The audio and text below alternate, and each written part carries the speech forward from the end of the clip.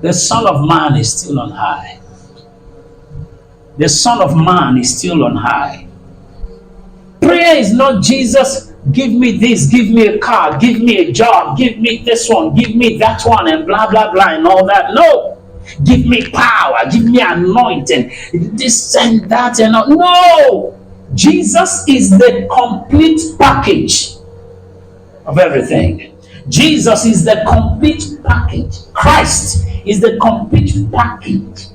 Complete package of everything. The Son of Man is still on high. The Son of Man is still on high. Some of you face battles in the spirit. And when it becomes too tough, you just chant our watchword. We are kingdom inheritors, sons of the Most High, heirs to the throne of the heavens and the earth. The devil has nothing to do against me. And then you give testimonies of the things that happened in that revelation. Oh yes. Jesus is the complete package of everything that you need. The Son of Man is on high. The Bible says he is the head of all principalities and powers. That's why it says, for whatsoever you shall ask in my name.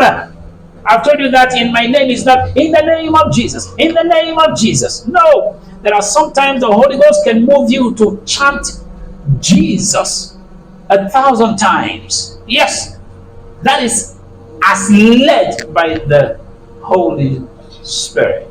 Did you get it? So not just necessarily shouting Jesus, Jesus, Jesus, that is empty. Thank you, precious Lord, for you are on high. Thank you for remaining on high. And thank you because you will remain on high even to the end. And after the end. Because you are the beginning and the end. We bless your name. Because in our lives, you're still in charge. And you remain in charge. In our affairs, you're still in charge. And you remain in charge. In the Truth Gospel Assembly, you're in charge. And you will continually be in charge forever. In Jesus' name.